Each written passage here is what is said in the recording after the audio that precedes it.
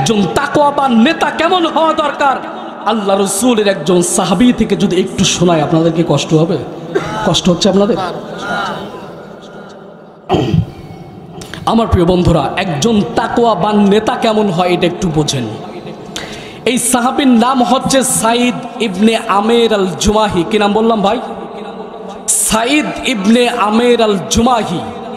তিনি হচ্ছে ইসলাম ধর্ম গ্রহণ করেছেন একটু পরে, অর্থাৎ হিজরতের পরে। আল্লাহর নবী সাল্লাল্লাহু আলাইহি ওয়াসাল্লামের সাহাবী হযরত ওমর ফারুক রাদিয়াল্লাহু তাআলা আনহুর শাসন আমলে আল্লাহর নবীজির সাহাবী সাঈদ ইবনে আমের আল জুমাহি যখন অদ্য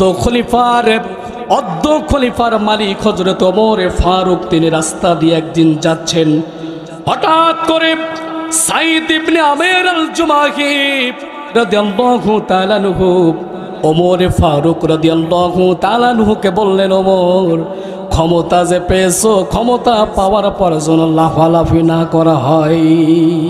অদ্য জাহানের খলিফাকে বলতেছে, চিন্তা করতে পারেন? একজন আম জনতা।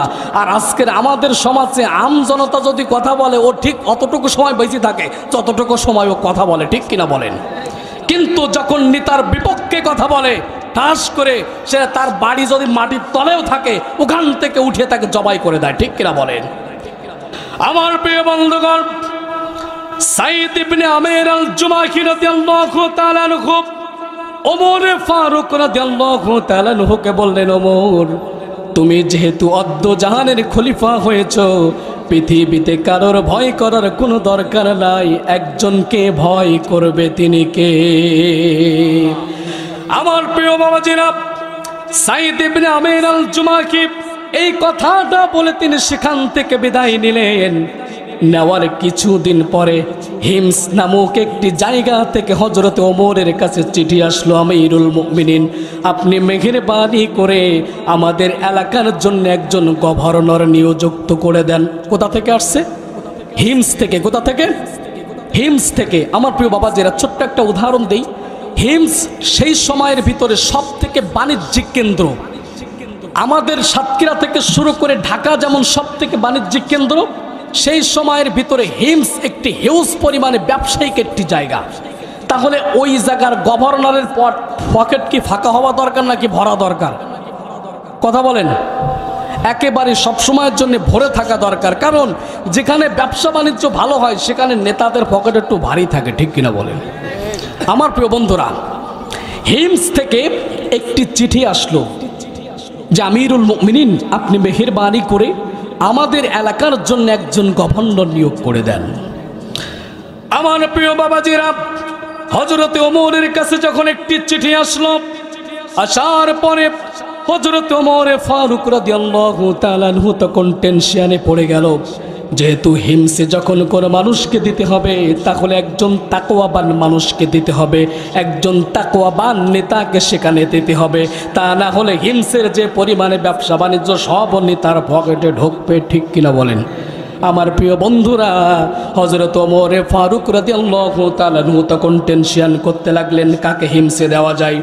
হঠাৎ করে হিমসে কাকে দেওয়া যায় চিন্তা করতে লাগলেন। করতে করতে একটা পর্যায়ে তার মনে সঞ্চয় হলো এই সময়ের ভিতরে সব থেকে তাকওয়াবান ব্যক্তি হচ্ছে সাঈদ ইবনে আমের আল জুমাহি। আমার প্রিয় বাবাজিরা, সাঈদ ইবনে আমের আল জুমাহিকে হযরত ওমর ফারুকের দরবারে ডাকা হলো। ওমর ফারুকের দরবারে যখন তিনি আসলেন, আসার পরে সাঈদ ইবনে আমের আল জুমাহিকে বললেন, রে সাঈদ ইবনে আমের রে, আমি তোমাকে এমন একটি জায়গায় একটি দায়িত্ব দিতে চাই, তুমি মেহেরবানি করে দায়িত্বটি গ্রহণ করে নাও। সাথে সাথে সাঈদ ইবনে আমের আল জুমাহি বললেন, আমিরুল মুমিনিন আপনি আমাকে কোথাকার কোন দায়িত্ব দিতে চান? তিনি বললেন, রে সাঈদ রে, আমি তোমাকে হিমসের গভর্নর হিসাবে তোমাকে নিয়োগ করতে চাই। এই কথাটা বলার সাথে সাথে আজকের আমাদের যদি কোনো এলাকার মেম্বার বানিয়ে দেওয়া হয় তাহলে আমরা ঘরের ভিতরে ড্যাশ দিই, ঠিক কিনা বলেন? আর তারপরেও সাইদ ইবনে আমির আল জুমাহিকে একটা জায়গায় গভর্নর নিয়োগ করে দিলেন। এরপরে সাইদ ইবনে আমির আল জুমাহি এই কথা শোনার সাথে সাথে তার চোখ দিয়ে দরদর করে পানি পড়া শুরু করে দিয়েছে। আল্লাহর নবীর সাহাবী আমিরুল মুমিনিন হযরত ওমর ফারুক রাদিয়াল্লাহু তাআলা আনহু বললেন, রে সাইদ, তুমি কি আমার কথায় কোনো কষ্ট পেয়েছো নাকি? তুমি কি আমার কথায় কোনো ব্যথা পেয়েছো নাকি? আমি কি তোমাকে ছোট জায়গার দায়িত্ব দিয়েছি নাকি? তিনি বললেন, আমিরুল মুমিনিন, আমি এই কারণে কাঁদি, কারণ আমি যদি একটা জায়গায় গভর্নর হয়ে যাই, প্রত্যেকটি মানুষের দায়িত্ব আমার কাঁধে আসবে। এই না জানি আল্লাহ পাকের দরবারে তাদের সাথে বেয়াদবি করার কারণে আল্লাহ তাআলার দরবারে আমাকে কাঠগড়ায় দাঁড়াতে হবে বলে এই জন্যে আমি কাঁদছি। আল্লাহু আকবার। তিনি বললেন, প্রত্যেকটা মানুষের দায়িত্ব তো আমার কাছে আসবে, এই জন্যে আমি কাঁদছি, না জানি কার সাথে অবিচার হয়ে যায়। আমাকে আল্লাহর দরবারে আমাকে দাঁড়াতে হবে, কাঠগড়ায় আমাকে দাঁড়াতে হবে, এই জন্যে আমি দুই চোখের পানি ছেড়ে দিয়েছি। হুজুর মেহেরবানি করে আপনি আমাকে গভর্নর করবেন না, কারণ আমি ওই বড় দায়িত্ব নিতে পারবো না। আল্লাহু আকবার পড়েন। আমার প্রিয় বাবাজিরা, সাইদ ইবনে আমির আল জুমাহি বললেন, ওমর ফারুক রে, মেহেরবানি করে আপনি আমাকে হিমসের গভর্নরের দায়িত্বটা দিবেন না। ওমর ফারুক বলতেছেন, সাইদ ইবনে আমির, এই মুহূর্তে আমি আমার চোখে তোমার মতো তাকওয়াবান ব্যক্তি ছাড়া ওখানে দেওয়ার জন্য কাউকে মনস্থির করতে পারি না। আমার প্রিয় বাবাজিরা, সাইদ ইবনে আমির আল জুমাহি সেখানে চলে গেলেন। যাওয়ার পরে 1 মাস নয়, 2 মাস নয়, 6 মাস তিনি দায়িত্ব পালন করতে লাগলেন। এরপরে হিমস থেকে আল্লাহর নবীর সাহাবী হযরত ওমর ফারুকের কাছে একদল ব্যক্তি আসলেন। কয় দল? একদল ব্যক্তি আসলেন আল্লাহর নবীর সাহাবী হযরত ওমর ফারুকের সাথে দেখা করতে আসলেন। একদল ব্যক্তি আসার পরে আল্লাহর নবীজির সাহাবী হযরত ওমর ফারুকের সাথে দেখা সাক্ষাৎ করলেন। সেখানে 3 দিন তারা থাকলেন। থাকার পরে হযরত ওমর ফারুক রাদিয়াল্লাহু তাআলা আনহু বললেন, ও আমার হিমসের মানুষেরা, আজকের তোমরা একটা লিস্ট আমার কাছে জমা দাও, যাতে করে হিমসের যারা গরিব লোক আছে তাদের একটি লিস্ট আমার কাছে তোমরা জমা দাও, আমি বাইতুল মাল থেকে তাদের জন্য কিছু সাহায্য করব। ওমর ফারুক বলতেছেন, তোমরা হিমসের যতগুলো গরিব মানুষ আছে তার একটা লিস্ট আমার কাছে জমা দাও, একটা লিস্ট আমার কাছে জমা দাও। যারা গরিব আছে, অনাথ আছে, প্রতিবন্ধী আছে, দিনমজুর আছে, কুলি আছে, যাদের অভাব অনটন একেবারেই যায় না, এরকম একটা মানুষ দেখে বা একটা লিস্ট আমার কাছে জমা দাও। তোমাদের একজন গরিব লোকের একটা লিস্ট আমার কাছে জমা দাও। কে বলছেন কথাটা? হযরত ওমর বলতেছেন হিমসের মানুষদেরকে। সঙ্গে সঙ্গে হিমসের মানুষ একটি লিস্ট তৈরি করতে লাগলেন। লাগার পরে হযরত ওমর ফারুকের কাছে যখন লিস্টটা দিয়েছে, লিস্টটা দেওয়ার সাথে সাথে হযরত ওমর ফারুক দেখলেন লিস্টের প্রথমেই ওই গভর্নরের নাম। লিস্টের প্রথমে কার নাম? সাইদ ইবনে আমির আল জুমাহির নাম। আজকের আপনি আমি নেতা হই, আমাদের পকেটে এত পরিমাণে ঢোকে, বাংলাদেশের হাওয়া খেতে ভালো লাগে না, উনি মালয়েশিয়ায় যায়, ঠিক কিনা বলেন? বাংলাদেশে হাওয়া খেতে ভালো লাগে না, উনি আমেরিকায় যান। বাংলাদেশে শপিং করতে ভালো লাগে না, উনি কুয়েত চলে যান, জাপান চলে যান, ঠিক কিনা বলেন? তিনি সীমিত মাত্র এলাকার একটা মেম্বার। ওনার সন্তানকে বাংলাদেশে পড়াতে ভালো লাগে না, উনি ওনার সন্তানকে পড়ায় বুয়েটে, ঠিক কিনা বলেন? উনি ওনার সন্তানকে পড়ে অক্সফোর্ড বিশ্ববিদ্যালয়। কিন্তু এই টাকা তো তোমার টাকা নয়, এই টাকা হচ্ছে জনগণের টাকা। মেরে তুমি তোমার সন্তানকে অক্সফোর্ড বিশ্ববিদ্যালয় থেকে যদি মানুষের মতো মানুষও যদি বানাতে পারো, তোমার ওই সন্তান তোমাকে কখনো কোনোদিন ভাত দেবে না, তোমার মুখে লাথি মেরে তাড়িয়ে দেবে, ঠিক কিনা বলেন? কারণ ওই টাকা তোমার টাকা নয়, ওই টাকা হচ্ছে গরিবদের একটা লিস্ট দাও, সেখানে সাইদ ইবনে আমির আল জুমাহির নাম আগে। হযরত ওমর ফারুক বলছেন, আমিরুনা ফাকিরুনা, তোমাদের গভর্নর কি খুব গরিব?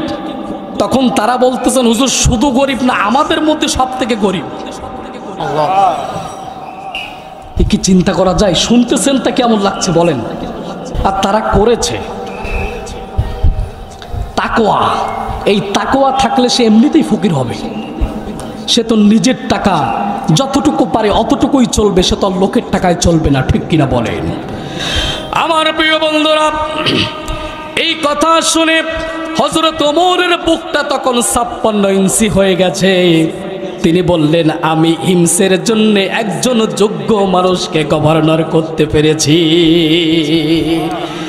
সঙ্গে সঙ্গে তার একজন দূতকে ডাকলেন। দূত সঙ্গে সঙ্গে বললেন, ওখান থেকে 1000 স্বর্ণ মুদ্রা নাও, নেওয়ার পরে তুমি এক্ষুনি চলে যাও হিমসে। হিমসে এক্ষুনি যাওয়ার পরে এই 1000 স্বর্ণ মুদ্রা তুমি আমার সাইদ ইবনে আমের আল জুমাহিকে দিয়ে দাও। সুবহানাল্লাহ পড়েন। ওমর বুকটা 56 ইঞ্চি হয়ে গেছে, একজন দূতকে বলতেছেন এক্ষুনি হিমসে চলে যাও, 1000 স্বর্ণ মুদ্রা নিয়ে এই মুহূর্তে সাইদ ইবনে আমের আল জুমাহিকে দিয়েছো। সুবহানাল্লাহ পড়েন।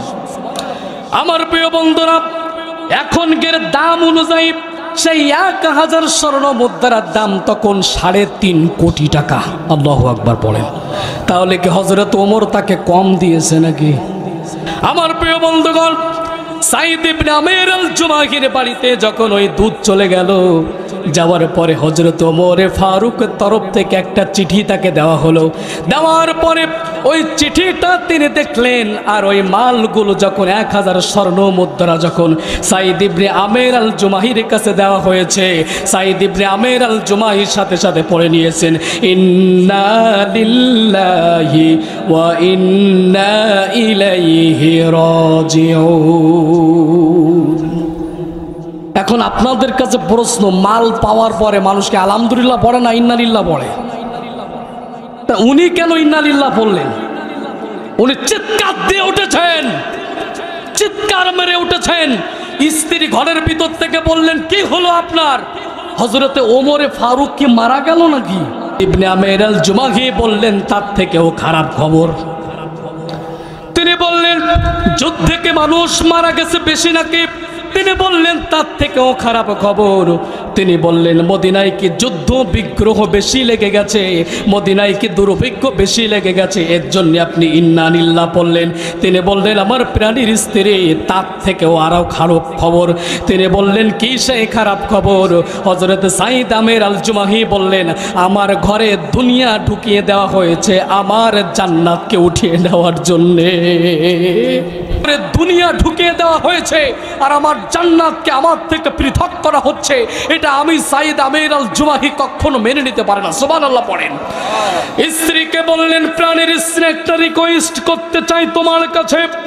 তিনি বললেন, কি রিকোয়েস্ট? তিনি বললেন, এই 1000 স্বর্ণ মুদ্রা আমি আমার ঘরের ভিতরে রাখতে চাই না, এই 1000 স্বর্ণ মুদ্রা হিমসের গরিবদের মাঝে আমি বিলিয়ে দিতে চাই। তিনি বললেন, প্রাণের স্বামী, আপনার যা মনে চায় আপনি তাই করুন, কারণ স্ত্রীও তো একজন সাহাবীর স্ত্রী, ঠিক কিনা বলেন? স্ত্রীও তো আমাদের মতো না যে 500 টাকা ইনকাম করলে বলে তোমার থেকে ওই বাড়ির লোক আরো ভালো, ঠিক কিনা বলেন?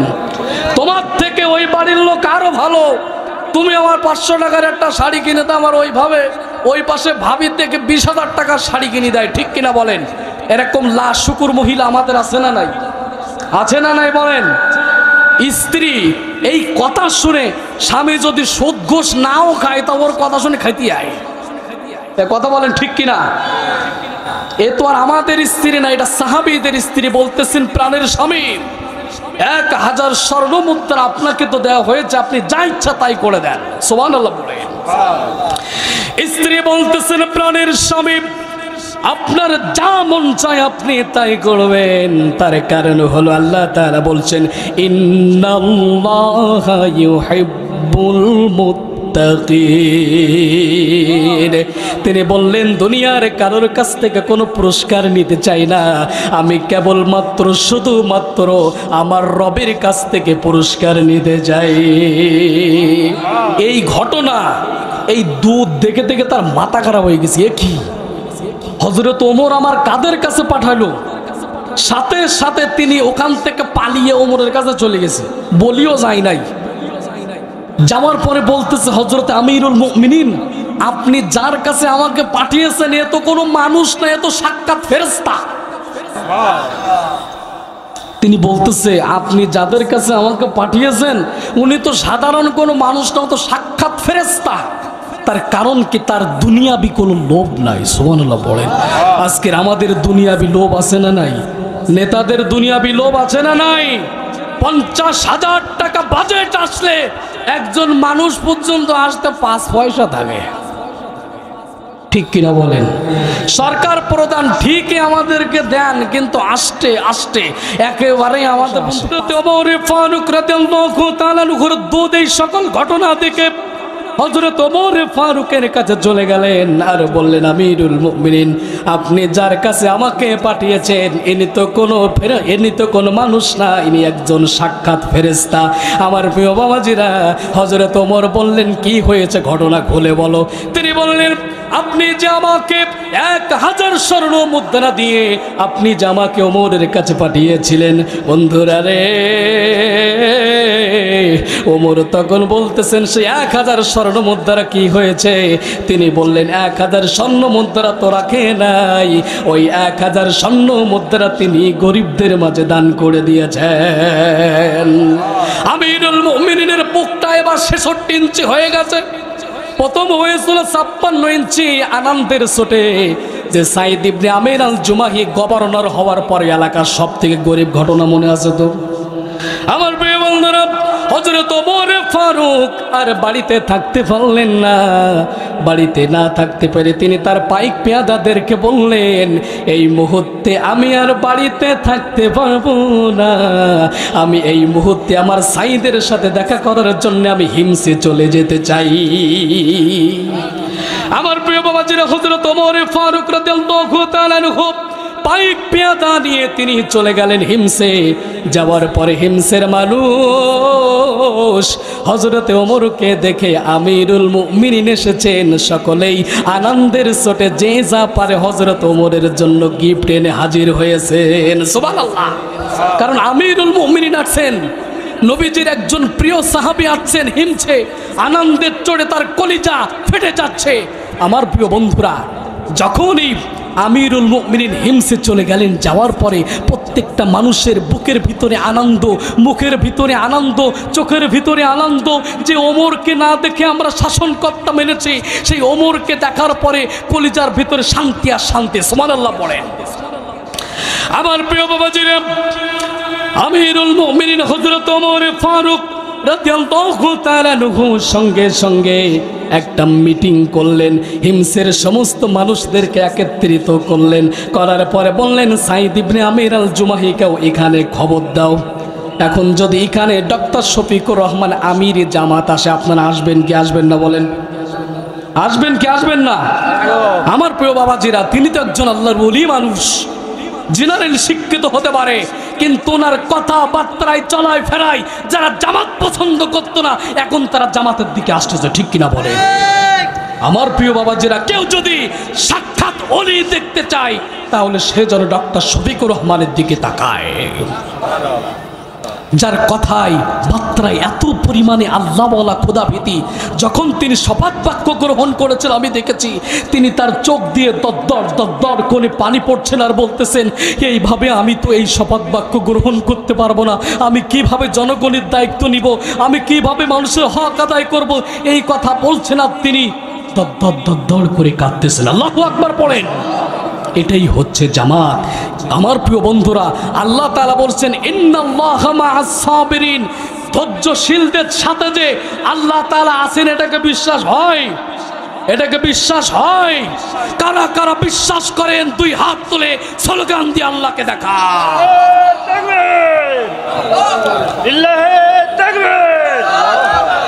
আমার প্রিয় বাবাজিরা, আল্লাহ তাআলা যে ধৈর্যশীলদের সাথে আছেন তার একাত্ম প্রমাণ হচ্ছে 17 বছর ধরে যাদেরকে জুলুম করেছ, নির্যাতন করেছ, ফাঁসির কাস্টে ঝুলিয়েছ, তারপরেও তারা মাঠ ছেড়ে পালায় নাই, ঠিক কিনা বলে?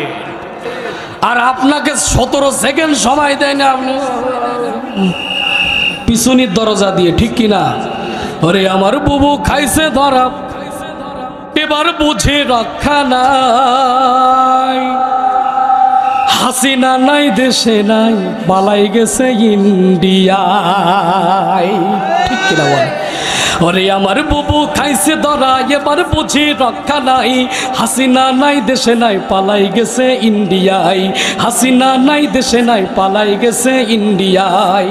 ওর দিল্লি বুবুর মামা বাড়ি, সেটাই বুবু দিছে পাড়ি। ঠিক কিনা বলেন? ওর দিল্লি বুবুর মামা বাড়ি, সেটাই বুবু দিছে পাড়ি। বীর জনতা জাগছে এবার, বীর জনতা জাগছে এবার, বুবু তোমার ফাঁসি চাই। ঠিক কিনা বলেন?